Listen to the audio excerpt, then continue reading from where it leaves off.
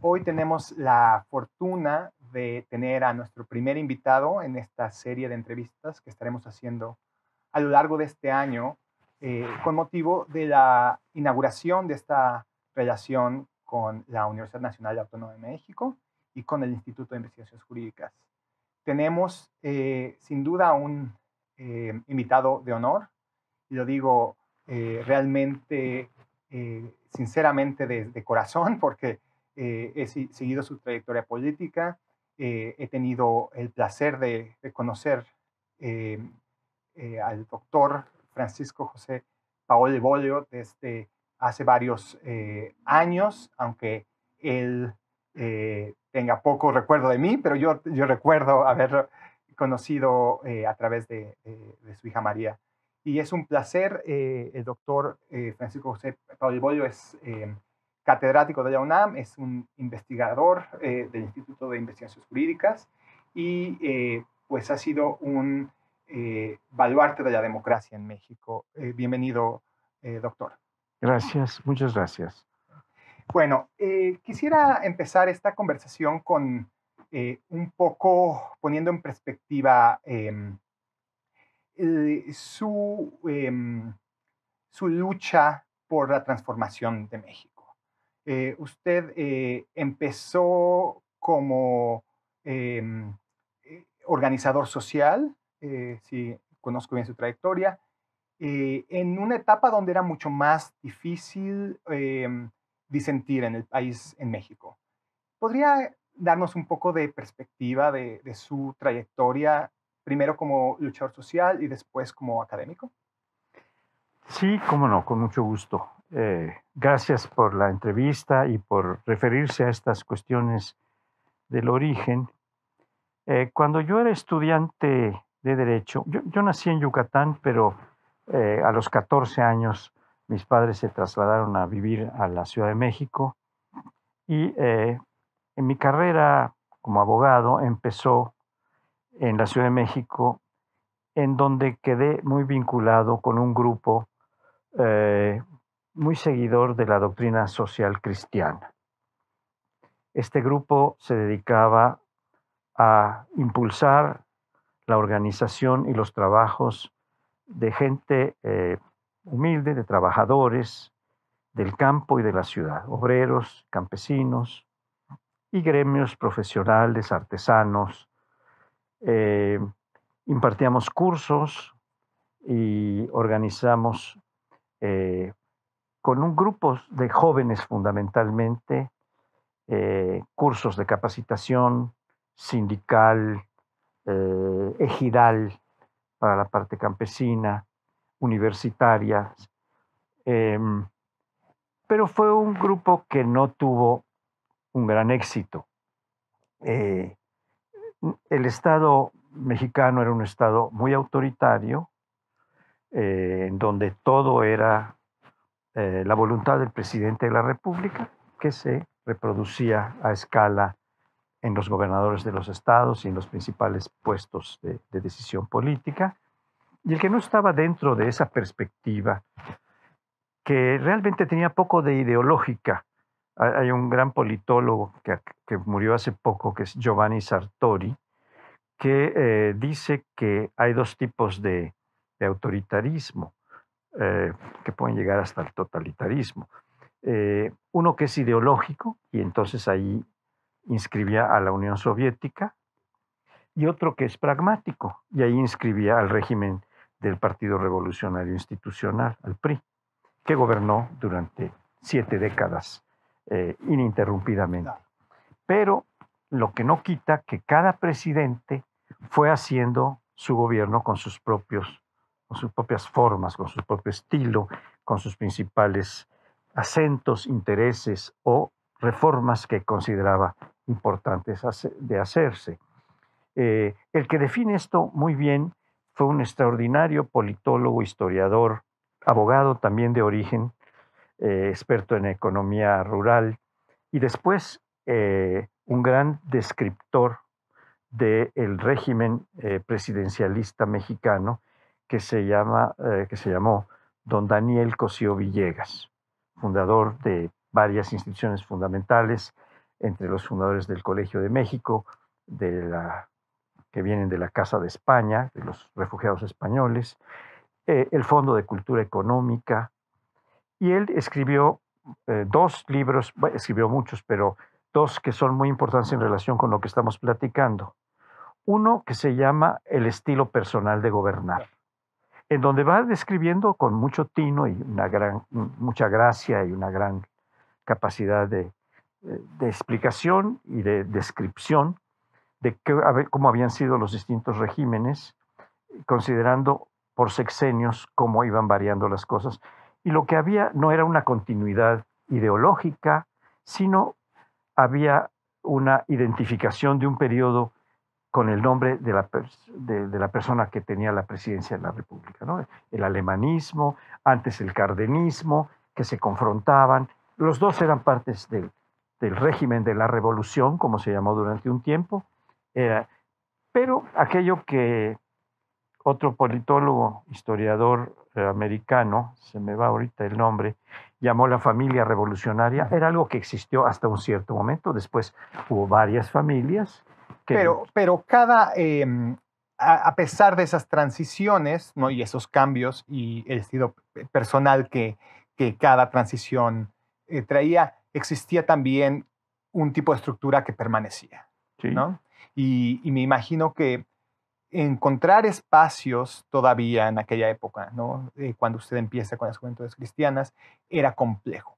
¿Cuándo empieza usted a sentir que hay un espacio de transformación política, de transformación de las instituciones, que empieza a romper esas estructuras, esas instituciones, esas partes, pues que si bien no eran las mismas siempre, tenían al menos un dote autoritario? Aparentemente, según mi percepción, y creo que la de muchos, este momento llega en los años 60. Hubo un personaje que fue presidente nacional del Partido Revolucionario Institucional, Carlos Madrazo Becerra, que había sido gobernador muy exitoso, muy consentido por el presidente López Mateos y muy exitoso en Tabasco. Pero lo sacan del gobierno cuando ya estaba terminando y lo invita el presidente Díaz Ordaz electo. El presidente electo Gustavo Díaz Ordaz lo invita a ser presidente del PRI, porque el presidente auténtico, el jefe auténtico del PRI, era el presidente de la República, y eso todo el mundo lo reconocía. Madrazo estaba programado para ser jefe de gobierno de la Ciudad de México, entonces Distrito Federal, no para el PRI. Bueno, en fin, se ve obligado, acepta esto, y lo que se desarrolla durante el breve periodo en que es líder del PRI, don Daniel Cosío Jiménez se llamaba líder aparente del PRI, porque el verdadero líder era el presidente de la República. Empieza un proceso de acuerdo con Díaz Ordaz de democratización de la República, empezando por la democratización del Partido Revolucionario Institucional que él presidía. De tal manera que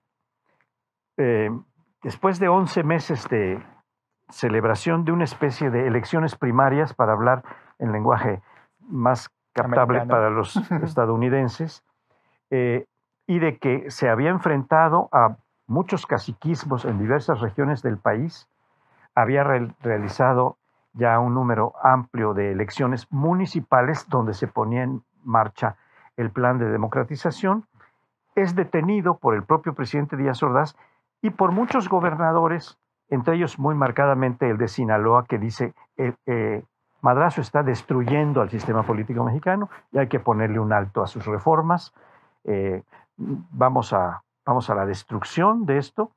Entonces Díaz Ordaz le pide a Madrazo que detenga el proyecto de democratización mientras se calman las cosas y que ya lo retomarían más adelante.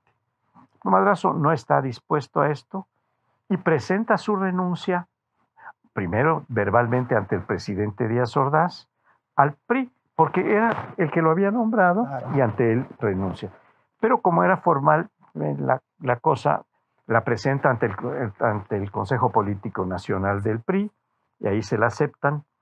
Y Madrazo dice, si no se puede hacer el cambio dentro del sistema, yo lo voy a hacer con la sociedad. Yo venía saliendo ya de una temporada de haber militado fundamentalmente en el ámbito social, no político, pero nunca hubo registro de partido ni Claro. actividad, sino que trabajábamos, como le digo, con grupos de trabajadores, de campesinos, de pobladores. Sí, como un movimiento, ¿no? Un movimiento. Se llamaba movimiento social. Social, sí. Sí. Y, pero convencido de que eso no tenía viabilidad política, se abrió en el horizonte una expectativa cuando Madrazo empezó a recorrer el país para organizar a la gente e impulsar una democratización del país, ya no dentro del PRI, sino desde fuera. Con un planteamiento que no era agresivo contra el gobierno, decía, o logramos la democratización dentro del partido o con un nuevo partido. Yo estaba en la etapa de impulsar la formación de un nuevo partido. Y de hecho encabecé como coordinador de este proyecto la realización de una asamblea con jóvenes de muchos estados que se llamó la Asamblea de la Patria Nueva. Esta asamblea fue organizada, impulsada por Madrazo mismo, que en su recorrido iba formando grupos, algunos todavía dentro del PRI y otros que no eran del PRI, pero en las universidades, en los ejidos, en las escuelas, con los profesores, en muchos aspectos de la sociedad. Sí, trabajo de campo, ¿no? Sí, y directo durante un buen rato. Fue entonces cuando yo, a través de un amigo que era muy cercano a Madrazo, me dijo, bueno, lo que tú querías ahora se va a poder hacer. Entonces platiqué con Madrazo, fuimos a una reunión, finalmente me vinculé a este movimiento que terminó terriblemente. Primero se detuvo el movimiento que teníamos previsto porque surge el movimiento de 1968, en el cual muchos de nosotros también teníamos puesto un pie o estábamos comprometidos o éramos pues seguidores de este surgimiento democrático impulsado por jóvenes universitarios como éramos nosotros. Yo para entonces me acababa de recibir como abogado, no era todavía político activo, nunca lo fui hasta un cierto momento profesionalmente, derivando ganancias o posiciones, o esto, porque nunca tuvimos esa condición, pero sí metido en la organización. Dejamos pasar el movimiento del 68, que no fue tan rápido, duró muchos meses, fue muy violento, hasta la Plaza de las Tres Culturas, en donde una matanza terrible, y después viene la tragedia en donde Madrazo muere en un avionazo en el año 69, con lo cual pues se da el traste con ese proyecto. Seguido entonces, a lo mejor después del halconazo de 70, sí, pero ya para entonces ya había muerto Madrazo. Sí. Yo entonces pues ya me retiro de esa actividad y pues me dedico a la universidad. Soy profesor universitario, tengo mi despacho de abogado y trabajo por ese lado. Y cuando Heberto Castillo empieza... Eso es un poco después. Un poco después, o sea, usted todavía, bueno, empieza... Pero entonces, antes de llegar a la etapa donde usted empieza a colaborar con Heberto Castillo, ¿trabaja todavía en la organización social? O no, más, mire, yo después de un cierto tiempo, aunque era abogado, fui profesor de introducción a la sociología, pero la sociología me interesó tanto que decidí dejar la carrera de Derecho, cerrar mi despacho. Tuve una beca que me otorgó la Fundación Ford y me fui a estudiar sociología a Nueva York. Entonces estuve un par de años en Nueva York y me dediqué a la sociología. Cuando regresé a México, me nombraron director de la Facultad de Ciencias Políticas y Sociales de la Iberoamericana. Y pues allí me seguí trabajando académicamente, ya sin mayor vinculación con la política. Pero en eso surge la liberación de los presos políticos del 68, entre los cuales estaban no solo los estudiantes, que en realidad son sacados del país, los mandan a Sudamérica, a Con Argentina. becas. Sí. Bueno, algunos. sí, era un destierro sí. más o menos velado, pero era un destierro, no podían volver a México. Y era la condición para poderlo soltar que pone el gobierno de Echeverría. Pero hay gente que se resiste a aceptar esto, entre ellos Eberto Castillo, Demetrio Vallejo, que viene de un movimiento anterior, laboral, ¿no? Y ellos habían planeado en la cárcel de Lecumberri establecer un nuevo partido político, que es el Partido Mexicano de los Trabajadores, o llega a ser el Partido Mexicano de los Trabajadores. Cuando que después se absorbe por el PRD o no, se queda, después cambia de... Sí, se incorpora después, pero hay una etapa en la que el PMT funciona más como movimiento que nunca crece mucho. Yo me vinculo desde que Berto sale de la cárcel, yo lo voy a recoger a la cárcel con otros amigos y pues empezamos a desarrollar un cierto trabajo de organización. Cuando estábamos empezando este trabajo de organización fue que yo tuve la respuesta de mi beca y me fui a Nueva York a estudiar. Estudié en NYU una maestría en sociología. Sí. Y de regreso me nombraron director de Ciencias Políticas y Sociales. Ya entonces estaba yo vinculado con el grupo de Berto, vinculación que empezó a desarrollarse y después, de un tiempo me invitaron a ser director, una especie de dean de una nueva universidad que se llama la Universidad Autónoma Metropolitana en México. La UAM. Y la UAM tenía en ese momento 3 campus. Uno en Iztapalapa, que es el primero, el segundo en Azcapotzalco y el tercero en Xochimilco. Yo estaba en la Universidad Iberoamericana cuando fui invitado para formar parte de la terna de director de Ciencias Sociales y Humanidades en la UAM Azcapotzalco. Y me fui para allá y trabajé allí unos años, no se puede ser más que 4 años, como los periodos presidenciales de Estados Unidos. Originalmente también los de México eran de 4 años, pero pues en la UAM se conserva para todo tipo de puestos de jefe de departamento, director de división, rector, en fin, de 4 años. Tuve mis 4 años y cuando iba yo terminando en el periodo de director, me llamaron a formar parte de la terna y luego a ser rector de la unidad Xochimilco. De tal manera que todo ese tiempo, y después fui abogado general de toda la universidad, me dediqué a la academia o al trabajo en una institución académica. Bueno, vamos a adelantarnos un poco porque podríamos pasarnos muchos años en tratar de abrir esas estructuras de poder en los 70, que, como hablábamos, no solo eran autoritarios, en algunos casos también represores, como lo sabemos, ¿no? Las desapariciones forzadas que existieron. Y podemos empezar un poco en los 80, ¿no? A lo mejor después ya con un poco de espacios y después también la apertura de México un poco más comercial, ese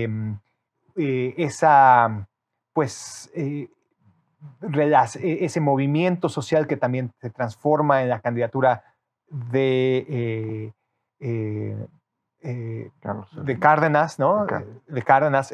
A lo mejor me estoy saltando eventos muy... Sí, en los años 70, es las primeras... Sí, pero bueno, ya después, pero bueno, llega ese momento, y en ese momento usted ya es miembro de... He renunciado al Partido Mexicano de los Trabajadores porque me parecieron ya una serie de incongruencias que se estaban haciendo y el PMT logra su registro y yo ya no soy miembro del partido, yo ya había renunciado públicamente. Pero el PMT llega a tener 5 diputados, que era el mínimo que se podía tener, tiene su registro, y tiempo después no se incorpora al PESUM, que es el primer grupo de aglutinación de organizaciones de izquierda, básicamente, por algo que yo consideré una gran incongruencia. Entonces dije, yo renuncio a esto y me dediqué a mi trabajo académico hasta que, terminando mi periodo como abogado general de la Universidad Autónoma Metropolitana, me fueron a buscar del Partido Acción Nacional para invitarme a ser candidato a diputado plurinominal, es decir, no de los que son de mayoría en un distrito, sino de representación proporcional. Y que eso, también cabe destacar que eso también viene de la reforma política de 1977, ¿no? Entonces sí, eso es un... Yo había participado muy intensamente en esto, todavía dentro del PMT, incluso en las audiencias que se tuvo con los grupos que presidía Reyes Heroles, secretario de Gobernación. Yo participé con Eberto Vallejo en Gobernación, presentando los puntos de vista que entonces teníamos para la democratización del país.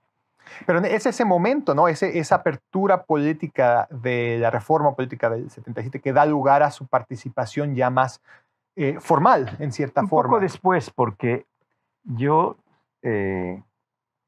renuncio al PMT en 1981 y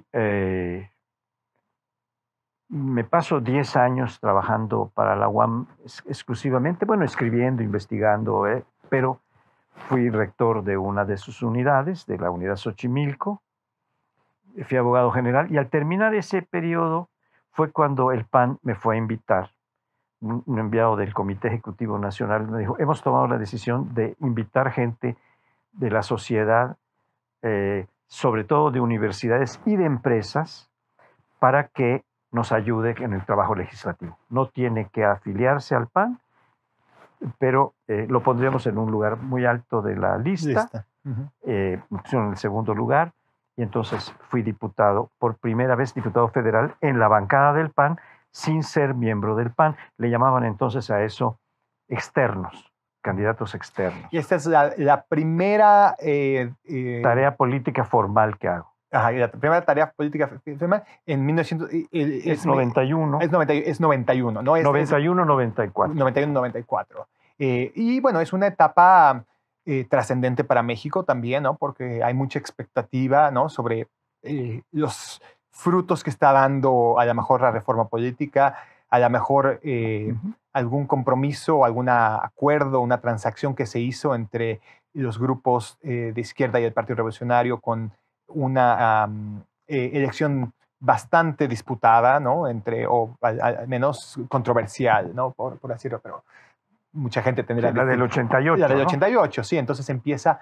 Entonces me imagino que también es un momento de optimismo, ¿no? Sí, es un momento de optimismo que a mí me hace pensar seriamente en aceptar esta propuesta que fue 3 años después, en el 91.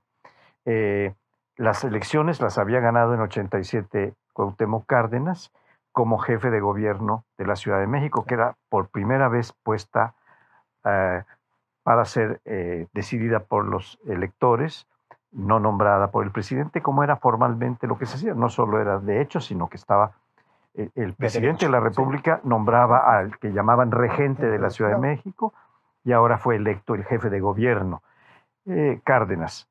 En ese momento yo estaba pasando, después de la primera Diputación Federal, en donde me fue muy bien con el PAN, sin haberme afiliado, sino hasta el mero final.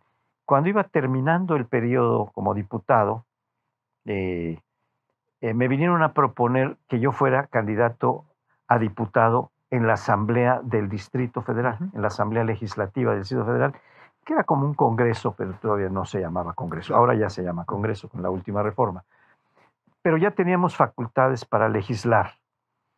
Entonces ya no fui candidato de la lista de representación proporcional, que también se podía, sino que me pidieron que yo fuera candidato solamente en mi distrito, y gané las elecciones y fui diputado local o asambleísta, como le llamaban entonces, de 94, cuando terminé como diputado federal, a 97. Y el grupo mayoritario de asambleístas del PAN me propusieron que yo fuera candidato al gobierno que se ponía en juego en 97 97. por primera vez. Claro. Competimos dentro del PAN, yo ya miembro del PAN, con Carlos Castillo Peraza, que era el anterior dirigente del PAN, y él ganó y entonces él se lanzó a la candidatura, contendió con Cárdenas, fue apabullado, subió Cárdenas, y a mí me propusieron, cuando iba terminando como asambleísta, que volviera a la Cámara de Diputados. Uh-huh. Y entonces fui diputado federal por segunda vez, del 97 al 2000, y terminé esa legislatura como el primer presidente. Antes eran presidentes por muy pocos, con lapsos muy pequeños. Uh-huh. Es la primera vez que hubo un presidente por un año. Yo ocupé la presidencia de la Cámara de Diputados. Que requería la elección por 2/3 partes, sí, mínimo. Bueno, nos saltamos un poco los 90, ¿no? Y bueno, también los episodios del 90, ¿no? Digo, la firma del Tratado de Libre Comercio de América del Norte. 94. 94, el asesinato en 93 de Luis Donaldo Colosio. El surgimiento del zapatismo. El surgimiento del zapatismo, que usted también tuvo, bueno, algún vínculo. Alguna intervención, sí. Era yo diputado federal cuando mataron a Colosio. Todavía esa legislatura duró mucho. Sí participé en muchos proyectos de reformas, de artículos fundamentales de la Constitución, como el tercero de la educación. Yo venía del campo de la educación, la academia, así que me metí mucho. Era yo secretario de la Comisión de Educación en la Cámara de Diputados, la primera vez que fui diputado, y sí intervine mucho en algunas reformas constitucionales muy importantes. La del 130, la del tercero, para mencionar dos así. Sí. Tercero, el derecho a la educación, y 130, el derecho a la separación de la Iglesia y el Estado, sí, y las relaciones de la Iglesia y el Estado. ¿Cómo se transformó eso? Sí. Bueno, ese es un periodo de, pues, vibrante, de algún optimismo, algunas expectativas que no se concretan realmente, pero bueno, un cambio real, ¿no? 91, 94, bueno, se empieza a hacer, ¿no? Reformas importantes. Reformas importantes, después en 97, no solo en la Ciudad de México, pero también el Congreso ya es no mayoritariamente. Es la primera vez que el PRI pierde la mayoría en la Cámara de Diputados. Perder la mayoría en la Cámara de Diputados implicaba que perdía la capacidad de decidir sobre el presupuesto, que es uno de los factores, el presupuesto federal. Que lo determina la Cámara de Diputados. Exclusivamente la Cámara de Diputados. Pero había venido teniendo mayoría el partido del presidente, el PRI, y la perdió. Tenía más diputados que los demás, pero nos formamos 4 partidos, el PAN, el PRD, que eran los 2 mayores, el Partido Verde, que subsiste hasta ahora, era un partido muy chiquito, y el PT, que también subsiste hasta ahora. Y con esos 4 conseguimos tener la mayoría. Sí. Y el único que, de los que menciona hoy, el que está más en peligro es el PRD, curiosamente, ¿no?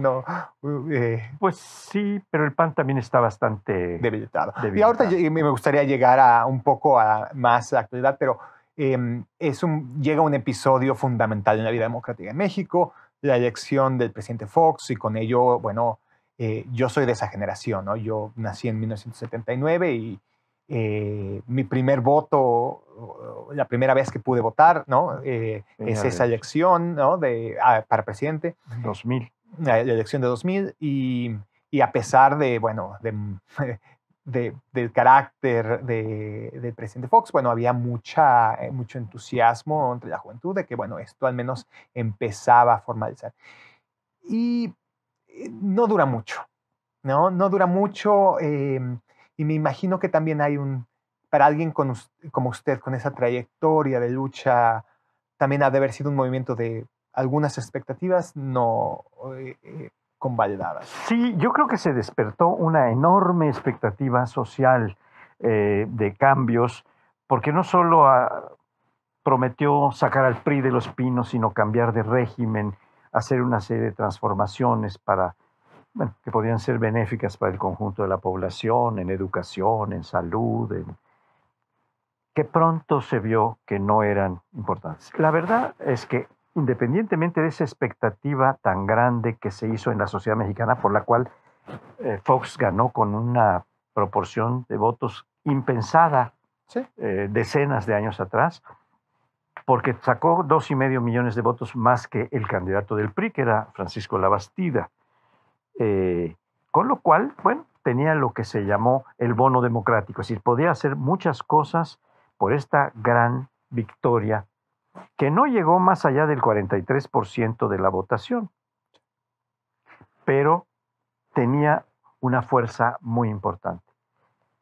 Pero yo no participé de esa expectativa esperanzada que muchos mexicanos de buena fe, creo, tuvieron. El presidente Fox va a gobernar, va a ser un gran presidente.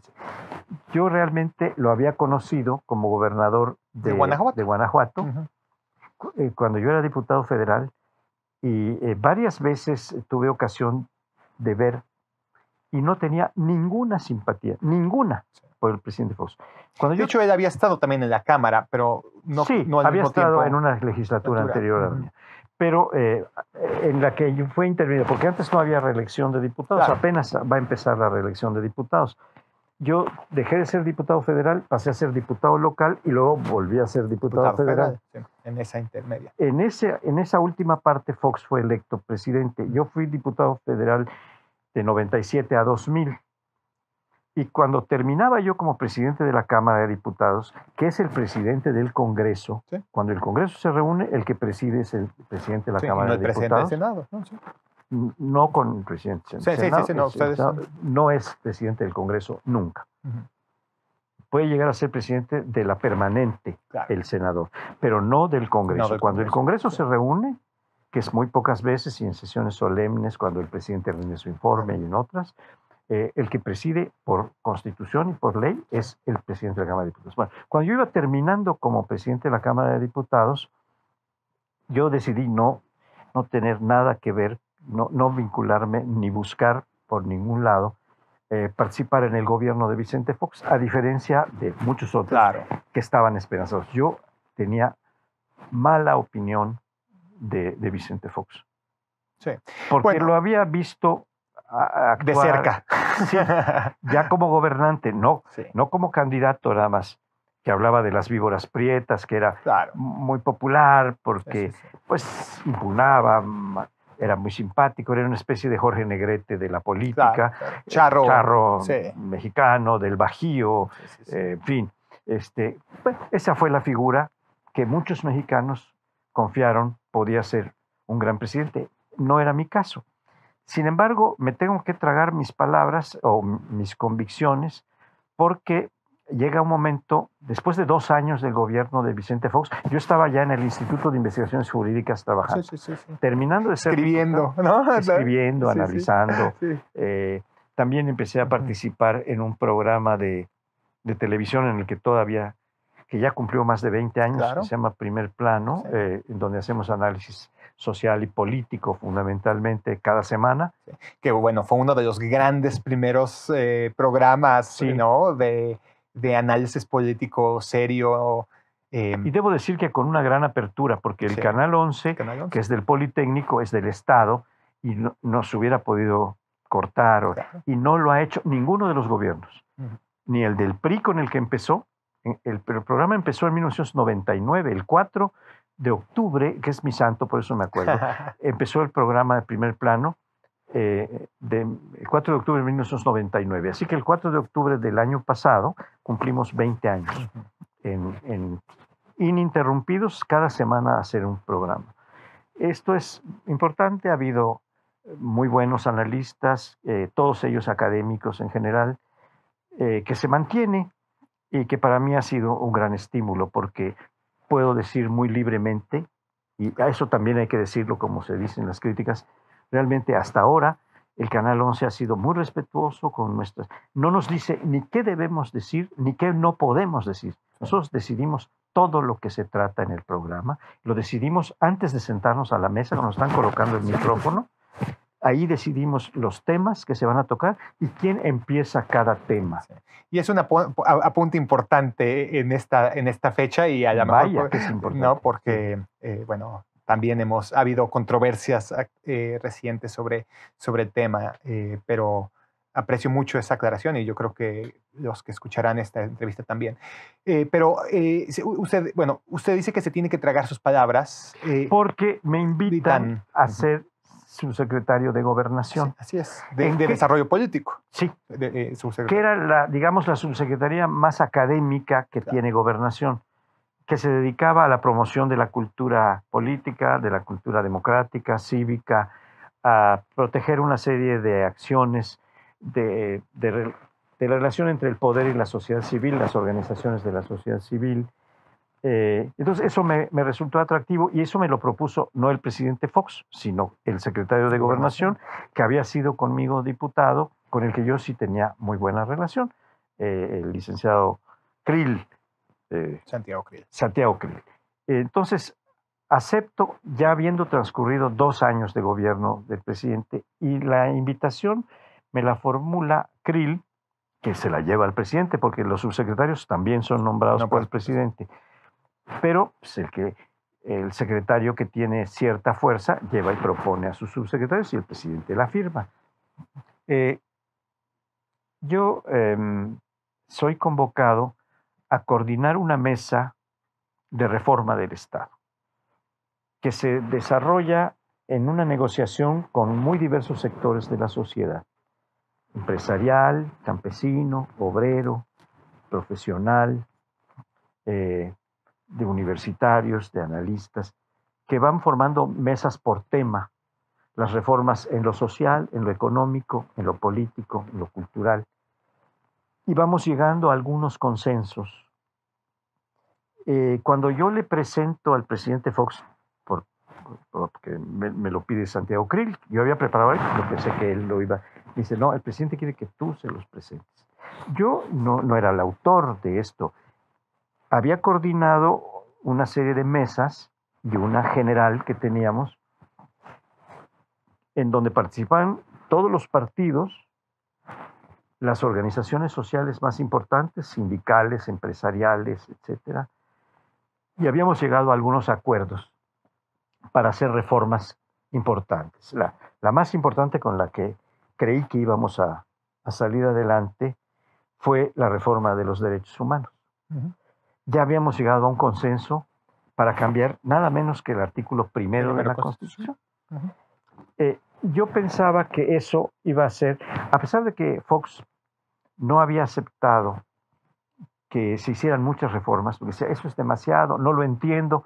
Claro, él nunca entendió al Estado mexicano, porque nunca llegó a comprender que el Estado mexicano, que cualquier Estado no es lo mismo que una empresa. Por importante que sea esta empresa, él fue presidente de la Coca-Cola latinoamericana, no mundial, que era una empresa grande, era un gran vendedor de Coca-Cola, pero no un gran estadista. No es lo mismo, ni va por el mismo camino.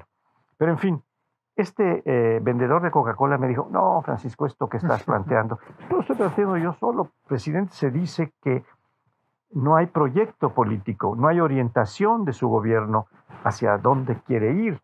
Y esto que le estoy presentando es algo, primero, que hemos consensuado con diversas fuerzas sociales y políticas del país. Segundo, que es el principio de algo que esperamos pueda ir abriendo puertas para hacer otros cambios que son muy difíciles hacer de golpe. Pero tenemos que presentar una cuestión más amplia, más integral, en donde se vea que este gobierno sí tiene proyecto. No, pues no. Preséntame algo más sencillo. Total. ¿Y qué motivaba, más allá de su falta de visión, a ser tan renuente, ¿no? Había muchos intereses que habían apoyado a Fox. Uno de sus principales apoyadores, entonces, en su campaña, se llama, bueno, no sé si es Lino Corrali, no. Estamos hablando de un gran empresario de Monterrey, que es actualmente el jefe de la oficina de la presidencia de la República. Bueno, sí. Nada menos. Fue un gran apoyador de Vicente Fox, que incluso apoyó con su patrimonio personal durante la campaña, impulsando amigos de Fox, y muchas de las cosas que le dieron un crecimiento que no hubiera podido lograr solo el Partido Acción Nacional. Romo. Sí. Que nos hace reflexionar sobre, bueno... Bueno, Romo fue un apoyador fundamental y tomó algunas decisiones o le puso en la oreja al presidente Fox decisiones incluso sobre miembros del gabinete que prácticamente designó Romo. Bueno, no voy a entrar en detalles, pero a mí todo esto me tenía muy alejado, no me parecía importante. Pero cuando Krill me dice, hay que abrirse a presentar estos proyectos, a trabajar esta reforma con las fuerzas sociales, con los partidos políticos, etcétera, es lo que le encargan como principal responsabilidad al subsecretario de Desarrollo Político. Eso era realmente algo que sí me interesó, el desarrollo político del país democrático. En un periodo fundamental. Sí. Y todavía con alguna posibilidad, según lo que yo percibía, no de simpatía hacia Fox, pero sí de apertura, de cosas que podía hacer por su bono democrático, todavía vivo el presidente Fox, y que no se atrevió nunca a hacer, porque había grupos que lo paraban y había gente que pues tenía muy cerca que le decía, no, esto es atentar. Bueno, porque me gustaría también un poco vincular esta idea que deja usted plantada sobre el papel de Romo en ese momento al papel de Romo en este momento. Bueno, ese papel se transformó. Ya para las elecciones del 2006 apoyó a López Obrador. Ya para entonces Romo apoyó a López Obrador. Sí. Y desde luego en la de 12 y finalmente en la de 18. Pero si me lo permite, podemos también tratar un poco el tema de después, bueno, una oportunidad perdida, ¿no? Un sexenio sin una visión política, sin una transformación del Estado, como pues aquellos que habían luchado por la transformación, la apertura de México, les hubiera gustado ver, ¿no? Acaba siendo pues, ¿frustración? Una frustración, empieza una polarización, ¿no? Con pues ataques directos al antiguo jefe de gobierno, ¿no? Y después candidato a la presidencia. Bueno, y plantearle el impeachment, sí, como ahorita ¿no? estamos. Sí. Ahora, a propósito de lo que estamos viviendo en Estados Unidos. Sí, y se planteó y se logró. Y se logró, claro. Después es que no se lo aplicaron. Pero porque Fox en eso también era muy dubitativo, etc.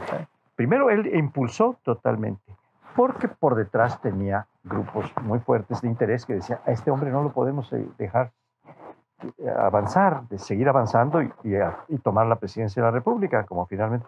Entonces, hay que desaforarlo.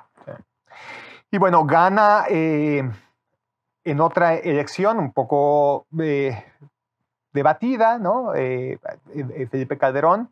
No, muy estrecha. A diferencia de Fox, que gana con 2,5 millones de votos más que la Bastida, Felipe Calderón tiene el 0,48% de diferencia. Claro.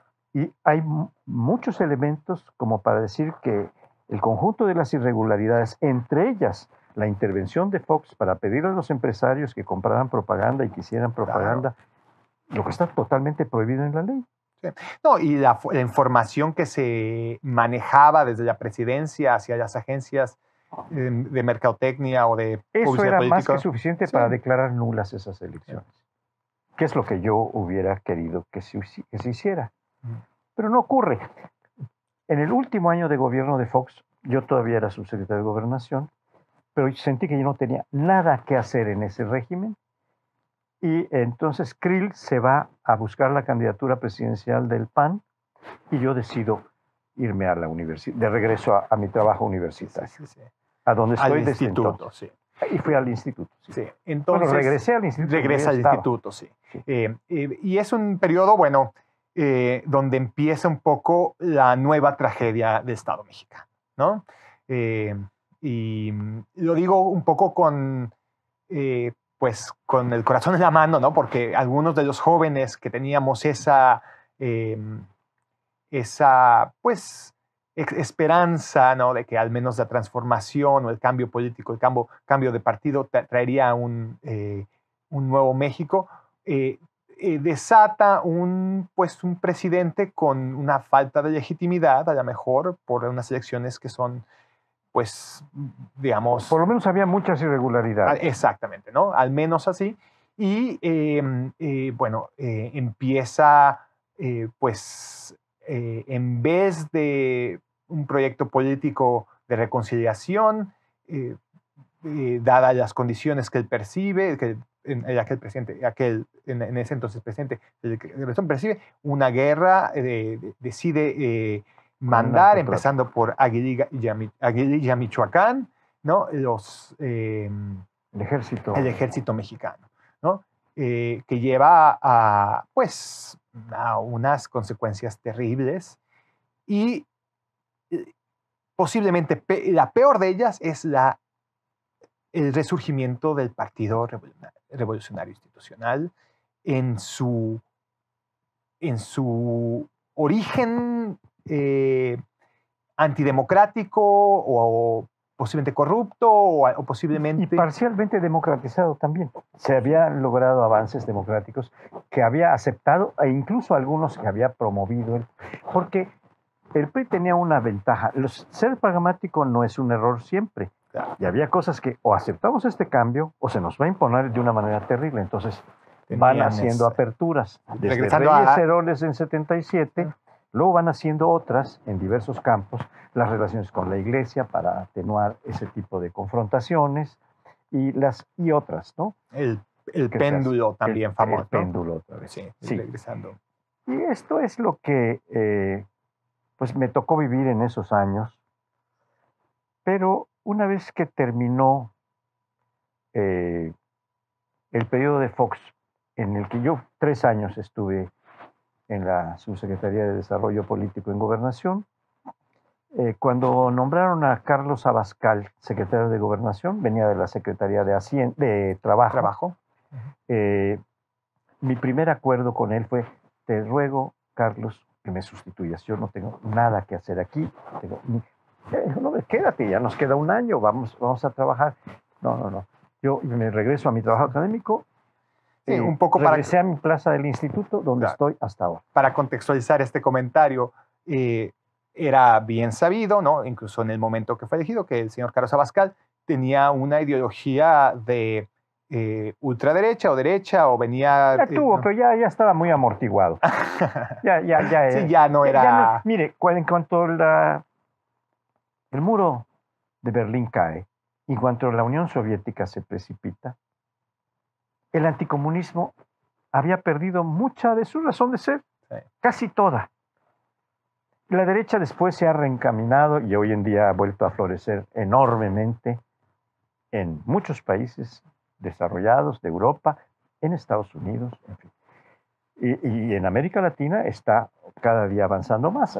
Lo de Bolsonaro en Brasil, pero en aquel momento era otro tiempo y ya Carlos Abascal era un hombre, pues, digamos, de centro derecha, ya no era un anticomunista. Sí, ya no era el mismo. No era el origen. Pero bueno, usted renuncia al PAN en 2009, ¿no? Ya formalmente. Pero eso mucho después. Sí. Ya estando en el instituto, decide... yo ya muy apartado, yo creo que desde 2005 que me fui de gobernación, ya me sentía yo ya estaba muy fuera del partido, ya había yo dejado de participar en sus órganos de gobierno, en el Comité Ejecutivo Nacional, del que fui parte, del Consejo Nacional después de un tiempo también dejé, ya me sentía yo fuera del PAN, hasta que en 2009 llegó un momento en que me pareció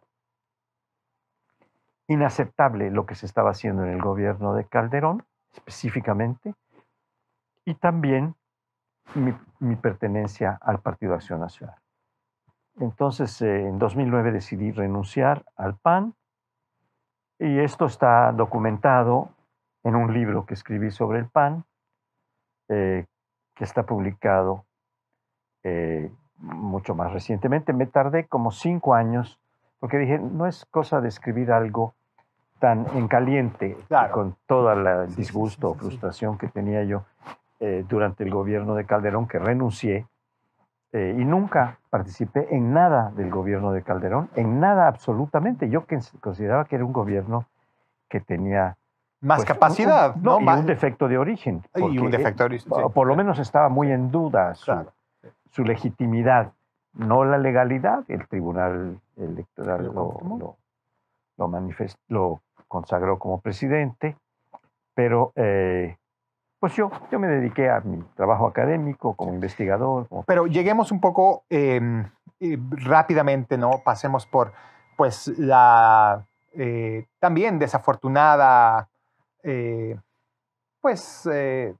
participación, bueno, los desafortunados años del presidente Peña Nieto, ¿no? Envueltos en escándalos de corrupción, sin una Pero idea. No fue así al principio. Al principio tenía idea de logra transformación, acuerdos sí, importantes sí.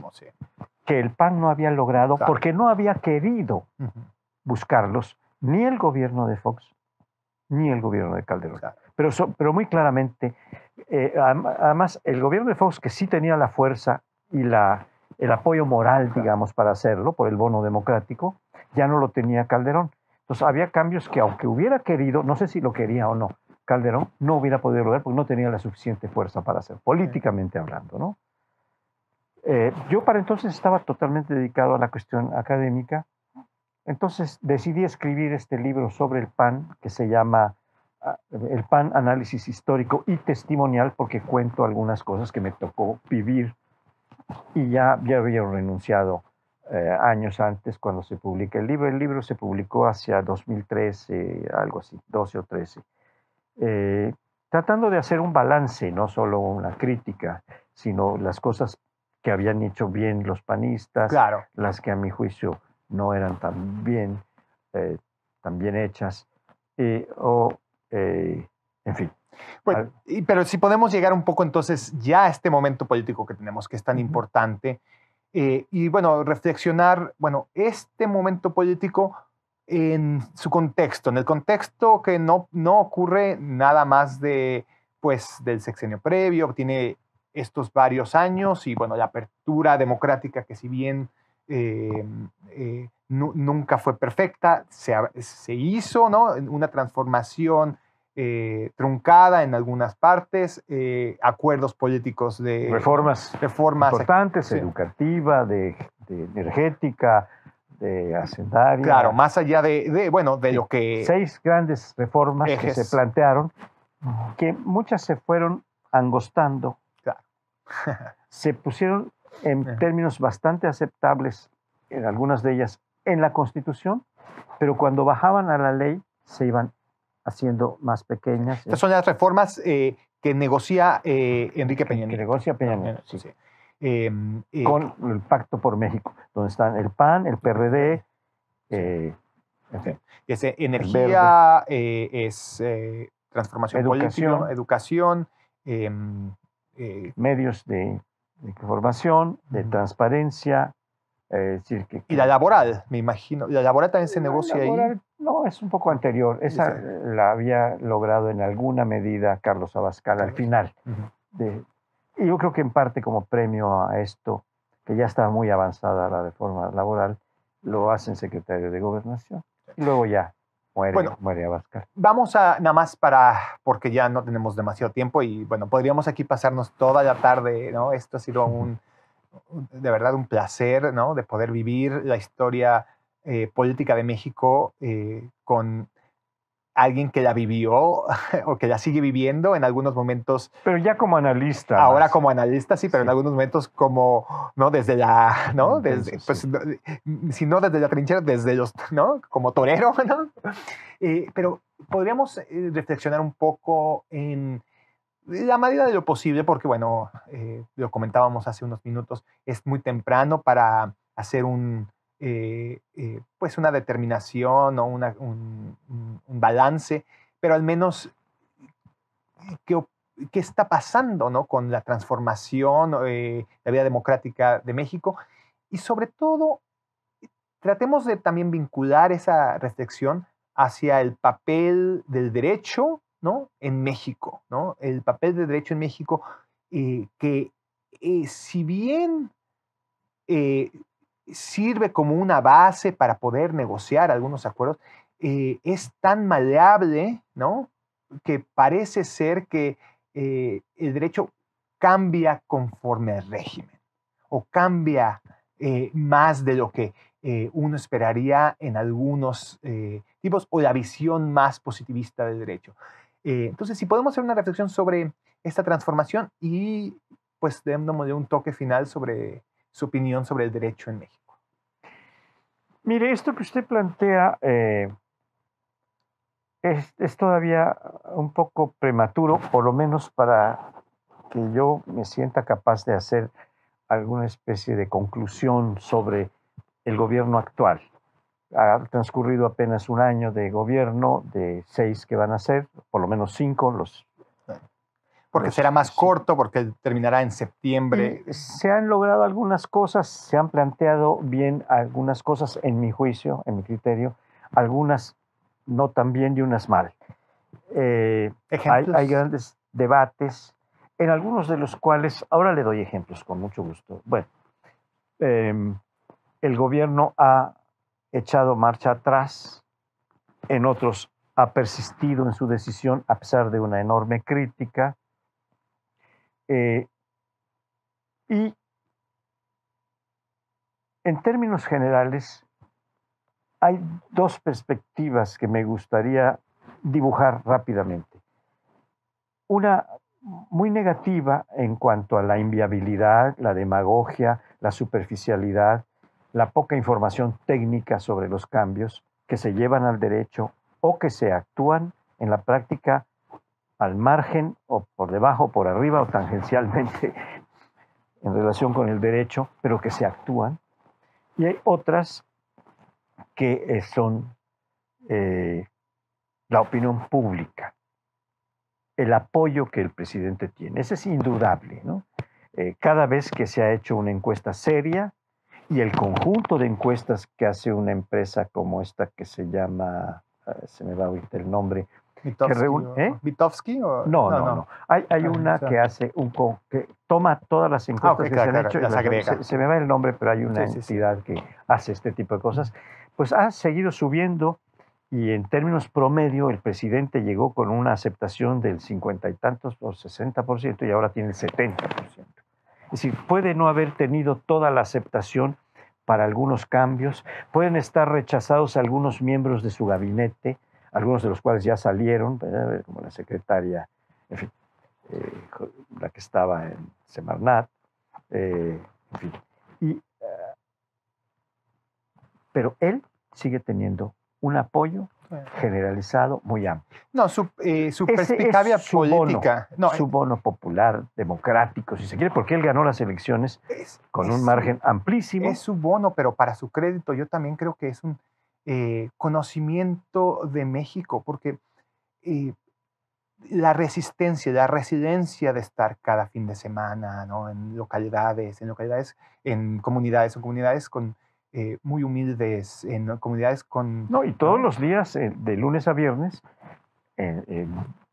durante 2 horas, hablando con la prensa, de cosas que no tiene, ni tiene por qué tener, no hay ser humano que pueda tener la información de lo que pasa en este mundo, y en el mundo político tampoco, ni siquiera en cada una de sus secretarías o de sus ministerios, toda la información que se requiere para estar respondiendo como un ping-pong, como un bote pronto a las preguntas, a veces muy atinadas, muy incisivas, de los periodistas y a veces totalmente superficiales. Pero el presidente no tiene por qué estarse exponiendo, porque no solo es jefe de gobierno, es jefe de Estado. Y el jefe de Estado tiene que tener una posición mucho más mesurada, mucho más prudente en cuanto a las afirmaciones, que a veces hace y luego tiene que corregir, o le generan tal cantidad de críticas que él mismo ve y ya no las repite, o las atenúa, o trata de jugar con ellas, o de justificar, o de usar términos que son distractores, que si fifís, que si esto, pero eso no es ir al fondo de nada, como no iba Fox hablando de las víboras prietas y de las... esto es algo que tiene que corregir el presidente, creo yo. lo digo con la mejor voluntad, porque el presidente tiene que cuidar lo que dice, lo que hace, lo que calla, todo esto tiene que cuidar, porque palabra que se escapa de su voz o silencio que se genera ante ciertas cuestionamientos, preguntas, es algo que repercute en el conjunto del país y de las relaciones del país con otros países.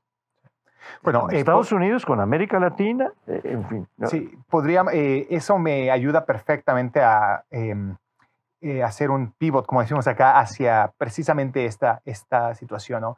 Final de cuentas, la Universidad de Arizona, ¿no? Si bien es cierto, nos vemos como una universidad muy vinculada a México, una universidad que tiene lazos estrechos, estamos en un territorio que alguna vez fue México, ¿no? Es un territorio además, ¿no? Esta parte que es curioso, ¿no? Que en Estados Unidos se llama que derivó del Gadsden Purchase, ¿no?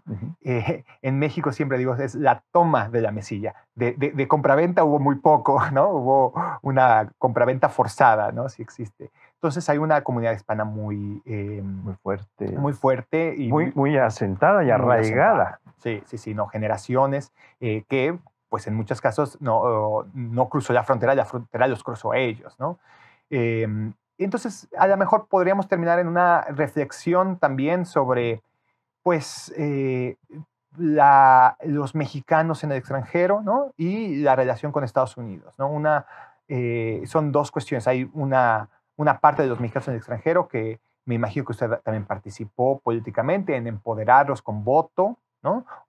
Sí, como subsecretario de Gobernación me tocó promover el voto de los mexicanos en el extranjero, que fue una de las poquísimas cosas que se consiguieron en ese periodo. Es más, cuando yo ya me iba de Gobernación, le dije a Carlos Abascal, ya me voy, sustitúyeme, por favor. Yo no tengo aquí nada que hacer. Me dijo, bueno, termina por lo menos con esto que has empezado. Yo vine a los Estados Unidos y a Canadá a hacer varias visitas, a entrevistarme con las comunidades mexicanas en 5 estados de la Unión Americana y en una visita a Canadá, para entrevistarme con las comunidades, con los líderes mexicanos, algunos de generación reciente, otros de tercera generación, que tienen ya mucho tiempo aquí, para promover el voto de los mexicanos en el extranjero.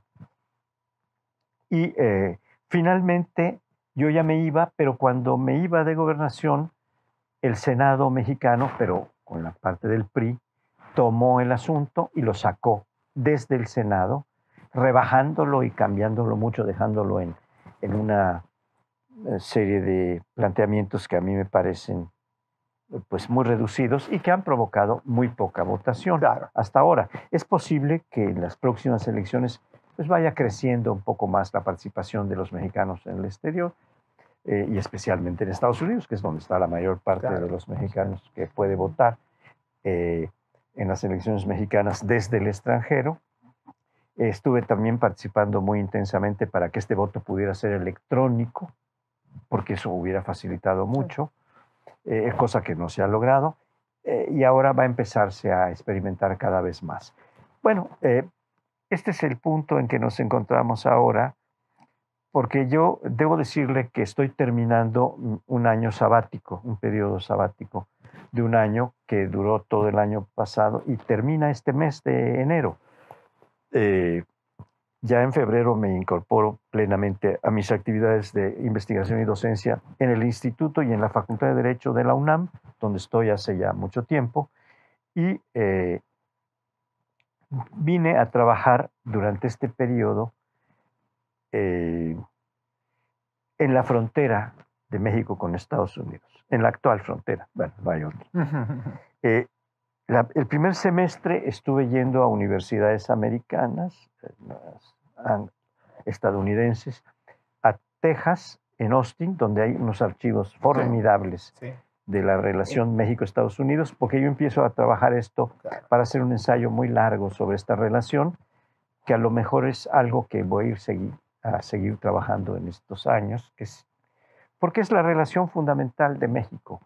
Entonces me interesaba conocerla un poco más de cerca, hablar con algunos protagonistas de la migración, en fin.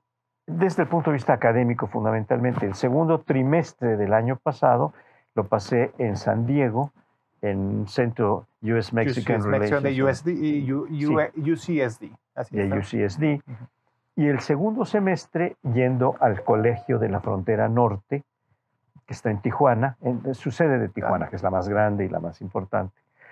Y pues he estado trabajando en la relación México-Estados Unidos y voy a seguir haciéndolo de alguna manera a través de distintos recursos de investigación que tengo. ¿Y alguna reflexión con la que nos quiera dejar sobre lo que ha, pues, le ha gustado, le ha desgustado De esta de relación. esta relación, ¿no? Y sobre todo, por ejemplo... Bueno, hay cosas que me han gustado mucho, hay otras que me han sido muy ingratas en cuanto a las tragedias que representan, la separación de las familias, los niños que están separados de sus padres, ¿no?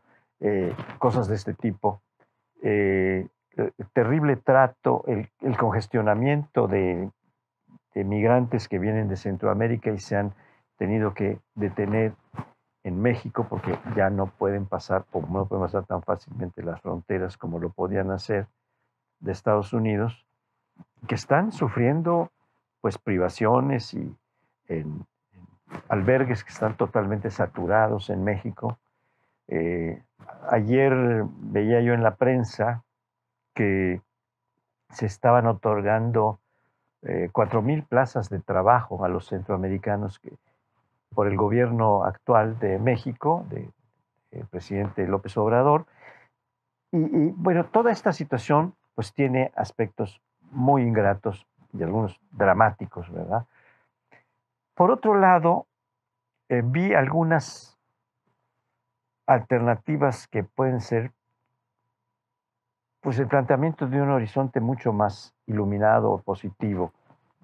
Leí un libro que se llama Desvaneciéndose las fronteras, Vanishing Frontiers, ¿no? Hecho por que es actualmente funcionario del gobierno de Fox en un plano no muy alto, pero que fue un investigador y fue el subdirector de el Wilson Center de Washington. En alguna de sus... no recuerdo su nombre, pero... Se me va ahorita el nombre, no lo retuve. Donde va mostrando con diversas variables, ejemplos, cómo la frontera se va desvaneciendo entre México y Estados Unidos a través sobre todo de actividades, sobre todo culturales, ¿no? Pero también empresariales, de negocios. Y se va mostrando cómo hay empresas mexicanas, una de las cuales destaca, porque es la mayor productora de pan, que es Bimbo, que es una empresa mexicana, pero que ya en Estados Unidos domina el mercado de producción de pan. Y opera como Sara Lee o algo así, ¿no? No, ya compró la Sara Lee y muchas compró, otras. Sí. Y muchas otras. Ya es una empresa portentosa que otorga trabajos, no les quita los trabajos a los norteamericanos.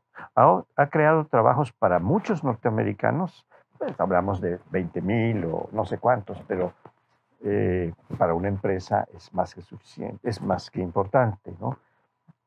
Y otras empresas no de esta magnitud, pequeñas empresas, restaurantes, pequeños empresarios, que son mexicanos que han tenido algún éxito y que han trabajado bien.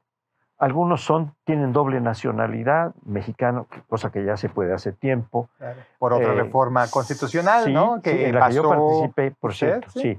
Pero esto, pues, abre un horizonte positivo de la relación México-Estados Unidos que yo espero que progrese, que sea cada vez más humana, más justa, más adecuada y que no sea nada más una mera transacción comercial o de libre comercio como este tratado que se está firmando, en donde hay cosas muy positivas, sobre todo para las empresas mexicanas que exportan, no para todas, pero las exportadoras, para muchas empresas del campo, de las ciudades, de las industrias, del comercio entre México y Estados Unidos.